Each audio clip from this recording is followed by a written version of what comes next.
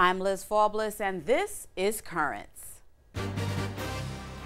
Catholics are energized during the Fortnight for Freedom. The threat to your freedom and to my freedom is the threat to live according to the dictates of our conscience.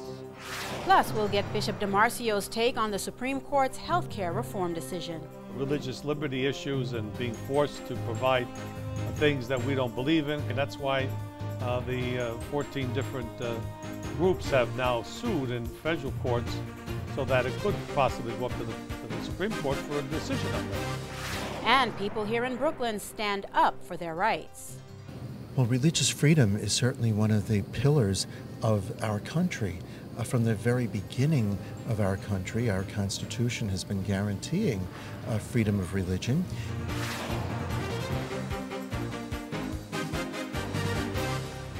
Good evening and thank you for joining us. Fortnight for Freedom events continue across the country as the two-week period of prayer and action rolls on. Los Angeles Archbishop Jose Gomez spoke about the Fortnight during Mass at Our Lady of the Angels Cathedral in Los Angeles. He told those gathered that the church is concerned that the country is, quote, losing its will to promote and defend our most basic freedoms, the freedom of religion and the freedom of conscience. Gomez says the greatest threat to freedom of religion does not come from the government, but from our own lack of faith and courage. He also spoke about what the Fortnight for Freedom is really all about. And I think it is important for all of us as we reflect on our celebration today, that this Fortnight is not about politics. It's about God and our relationship with God. It's about our freedom to do what our faith in Jesus Christ requires. Now, part of the Fortnight efforts involve special masses, including one here in Brooklyn at the Church of St. Joseph in Prospect Heights.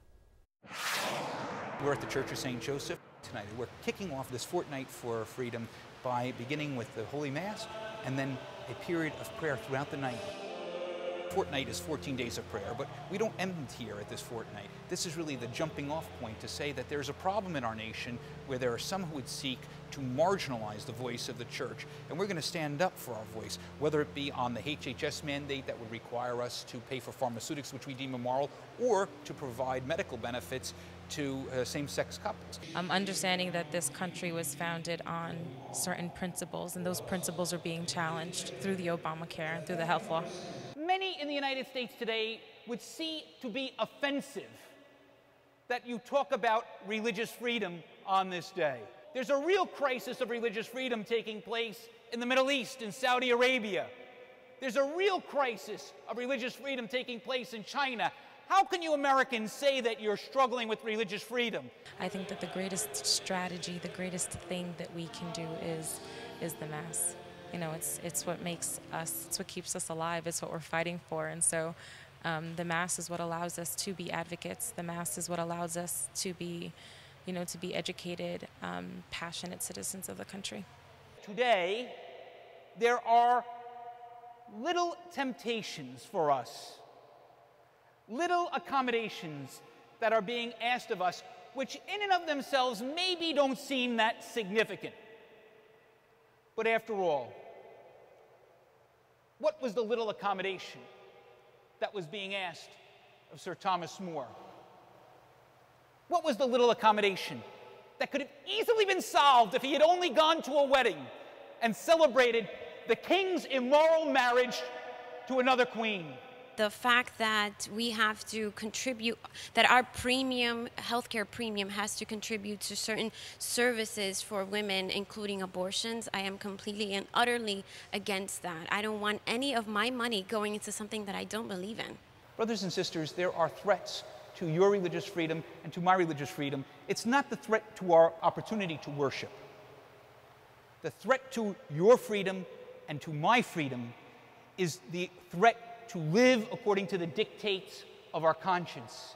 I am pro-life, I'm pro-birth, and I believe in life at conception, and I don't want to see any girls hurt. Abortion is as bad as slavery and Holocaust were, and with slavery and Holocaust we had new generations, but with abortions we're wiping out you know, hundreds of generations to come. I think that this Mass is important because it doesn't only show unity, it shows that we believe in prayer. We know how many people turn out tonight. It's been a miserable day. There's thunder, there's lightning, but it doesn't matter. Jesus started with 12 people, and the 12 that he started with were the ones who built the church. And stay tuned, there's more currents ahead. When we return, why the freedom and faith are indivisible.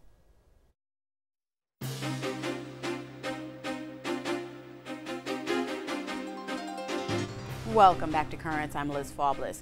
The major goal of the Fortnight for Freedom, preserving religious liberty against what appears to be a full frontal assault on the rights of people to fully exercise their faith. And according to one author, now is the time for people to stand up for their religious rights. Jay Richards is a senior fellow at the think tank, the Discovery Institute. Richards, a Catholic, is co-author of Indivisible, Restoring Faith, Family, and Freedom Before It's Too Late. I recently had a chance to talk with Jay about his book and the Fortnight for Freedom. Jay, your book, Indivisible, Restoring Faith, Family, and Freedom Before It's Too Late, kind of a perfect prequel to the Fortnight for Freedom, because you and I talked about the book and its message at length not too long ago. Now we're seeing this tremendous national effort on the part of U.S. bishops. What are your thoughts about the Fortnight? Well, it's certainly, strangely, I feel like it's providential. In our book, Indivisible, we argue that both the economic and the so-called social issues are important. And if you remember, in 2011, we were told that nobody's going to want to talk about religious liberty or life or marriage, and yet those are the issues that everyone's focusing on. It's above the fold every day, almost in the New York Times. And I feel like as Catholics, we should, think of this as an opportunity, honestly, because it's a rare thing when all the American bishops are in perfect unanimity on an issue like this. And I think it's an opportunity for us to stand together. And it's especially good news because evangelicals and Protestants and even just sort of liberty-loving Americans are rallied around this. And so I think that's a very unusual circumstance when we have that broad of a coalition coming together around an issue of such importance like religious freedom. Jay, are you confident that it's possible we can have a world with enough Christians willing to fight issues that contradict their faith? I am. I mean, just think of the first century. I mean, you have the Roman Empire, which is a massive pagan empire, the most powerful political entity in history up until that time. A small minority of Christians that were persecuted on and off, actually murdered, and yet that small band of Christians, over a course of about 3 centuries, not only prevailed, but transformed the Roman Empire from the inside. And so my question is, look, if there's, let's say 86% of the public self-identify as Christians. Let's cut that in half and say it's 40 or 45% that it could actually be active. That's a huge percentage of the population. And so if we're not affecting the culture, I think part of the problem is with us, and we need to do a little bit of introspection. Because if the early church could transform the Roman Empire, my question is, what are we doing wrong that we're not doing, and what do we need to do to turn this thing around? And in keeping with that question, do you think we as a people, and not just Catholics or Jews, Protestants, men and women, just really take our freedoms for granted? Is this what this issue has really brought to the fore?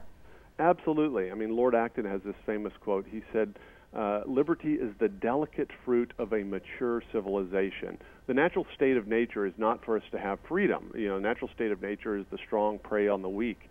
We enjoy freedoms that are really unprecedented in history, and the problem is once you enjoy them, you tend to forget the preconditions that allow you to have freedom. And so that's why I really hope the Fortnight for Freedom will begin to alert people that, look, we can't take our freedom for granted. This has to be something we defend. You talk about this in terms that we all can understand, and I truly appreciate that, because you touch upon some really tough moral issues facing Catholics today in your book, in this interview, including abortion, God, politics, marriage, economy, the economy, even terrorism. I mean, how does the book bridge political questions with spiritual answers without sounding as if you're preaching to us? Well, it's tough, and really what it is, it comes down to these 10 principles we talk about at the end of the book. The nice thing is that if you look at the American founding, I mean, the founders were a diverse lot religiously and theologically, but they believed in a natural law. They believed in moral truths that we could know by reason, and so we have these public truths that we can appeal to, and that's what we argue, just to take one example. You think of childhood poverty as an economic issue. Well, it turns out the #1 predictor of childhood poverty in the United States is whether there's a father in the home or not. And so these issues, the so-called moral and social and economic issues, they all actually connect if you get down to the fundamental principles that are involved. Jay, what triggered your writing of the book? Like, why was it so important for you to write the book now? And I should also mention that there's also a website version as well. Why now? Well, I mean, honestly, my co-author and I both feel that we're at a momentous time in our history. I mean, we've got both serious economic concerns with an unbelievable and unsustainable amount of debt expenditures, certainly at the federal level, but also these key moral issues. I mean, we have things that no one debated previously in history in the political sphere, things like the very definition of marriage, very definition of what a human being is. Those things are up for grab now, and so we've got these fundamental philosophical and moral issues and serious economic issues that are all converging on this one moment. And so that can either be perilous, and it is perilous, but it can also be an opportunity for us to repent as a nation and as a church. And I should mention Jay Richards' book, Indivisible, is published by Ignatius Press. Don't go anywhere. There's more Currents ahead. Coming up, we go into the deep to hear what Bishop DiMarzio has to say about the Supreme Court's decision on the health care reform law. Because it extended coverage to many, not everybody. I mean, undocumented immigrants can eat, not with their own money, cannot even buy in. Doesn't make any sense whatsoever.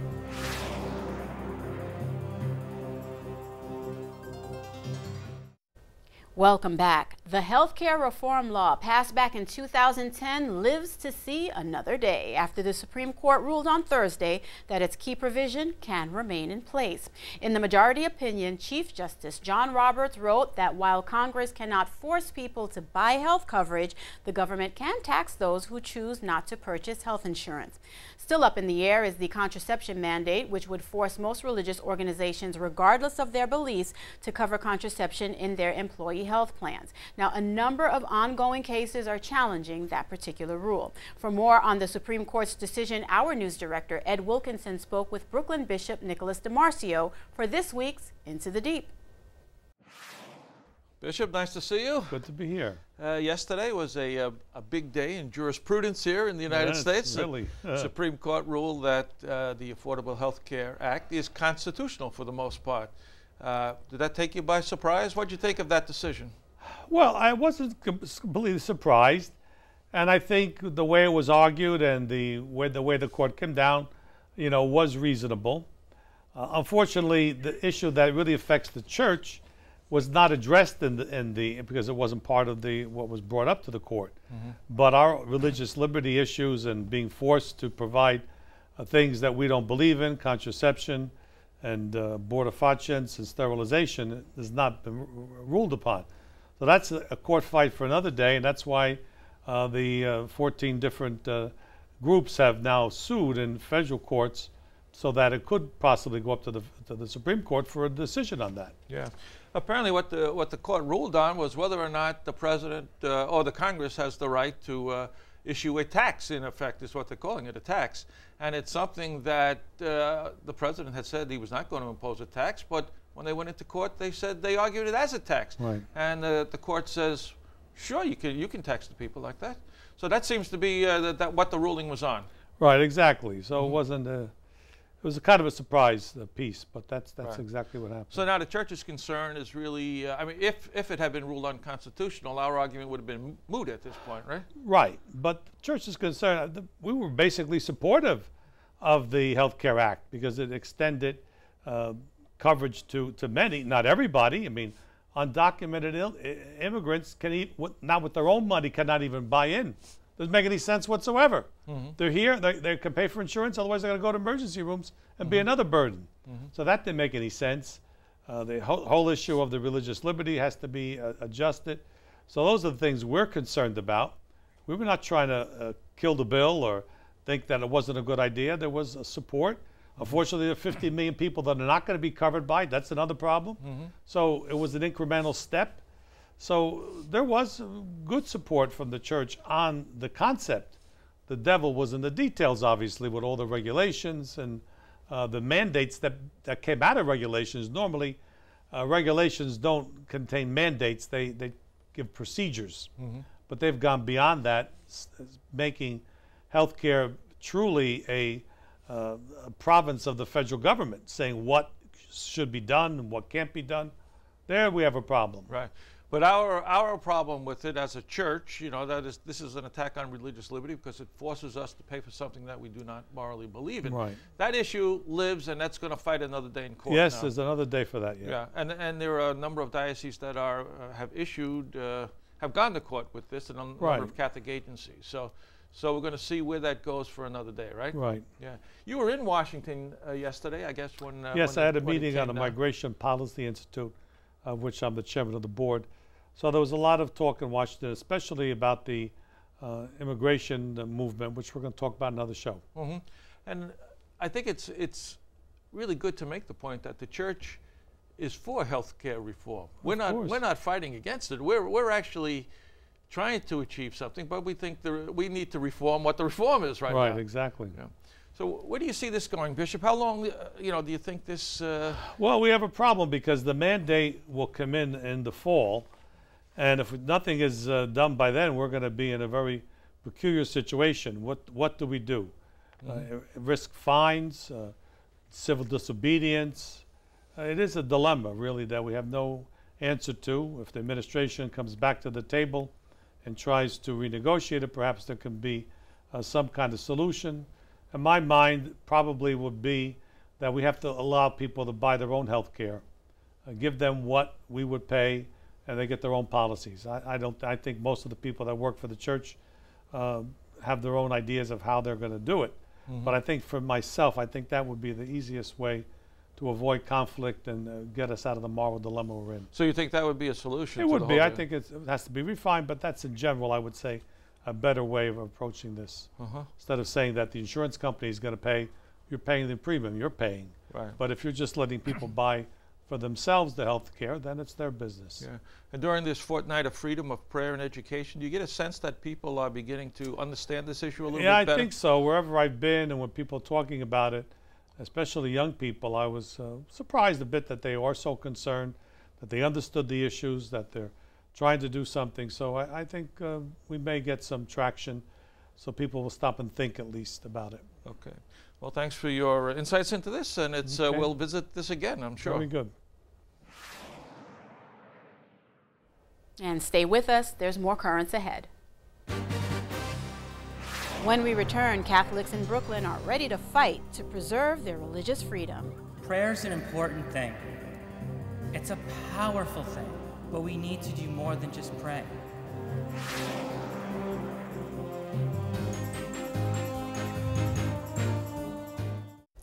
Finally tonight, the Fortnight for Religious Freedom certainly has people ready for action. Across the country, Catholics are energized and ready to get involved. That was never more evident than at a recent Fortnight event at Our Lady of Angels Church in Bay Ridge.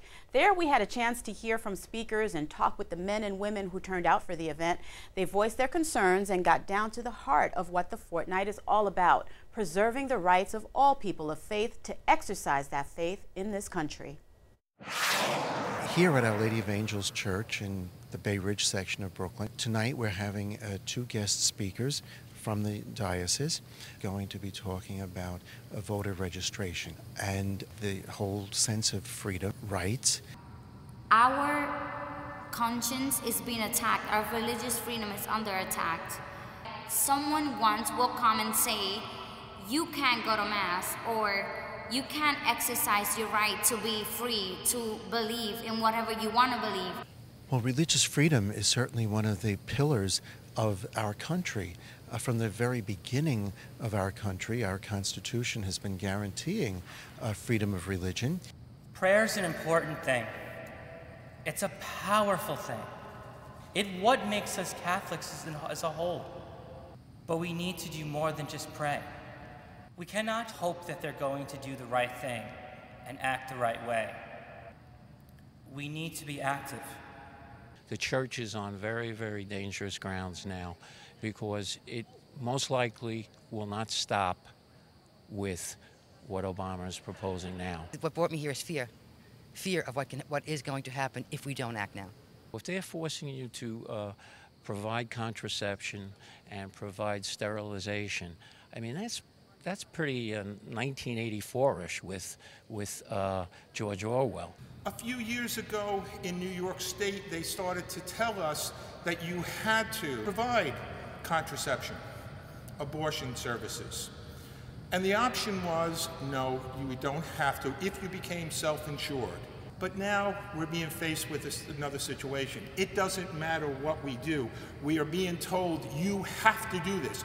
We don't care that you don't believe in it. We don't care it. We are saying this is the law. We need to make sure that the First Amendment right to freedom of religion is maintained in this government, and if it's presently under attack, we as Catholics must inform our elected officials in Washington, in Albany, and here in New York that that's something that just can't happen. In our society today, what is inconvenient is simply disposable, and that we have gotten actually completely away from what the sanctity of life, and actually what was most important in this country. Now what's inconvenient is disposable, and that includes unborn children. As a Roman Catholic, I cannot inform people about abortions. I cannot inform people that it's an option. I have to. It's no, because life is precious from birth until natural death. Over here, we have a democratic, society, which is turning not to be so democratic because they're trying to tell people like what to believe or not. I'm also concerned about the slippery slope, where it starts with one right and then goes down the slippery slope to where it includes other freedoms, and before you know it, your freedoms, total freedoms, are taken away. The church is really responding in a very positive way to help educate its members so we can then speak among each other and feel like we're a family again. And that is all for tonight. Be sure to visit us online at currentsny.net. You can also follow us on Twitter. Look for us there at CurrentsNY. For all of us here at Currents, I'm Liz Faublas. We leave you tonight with more from the Fortnight for Freedom Mass at the Church of St. Joseph in Prospect Heights. Thank you for watching and have a good night.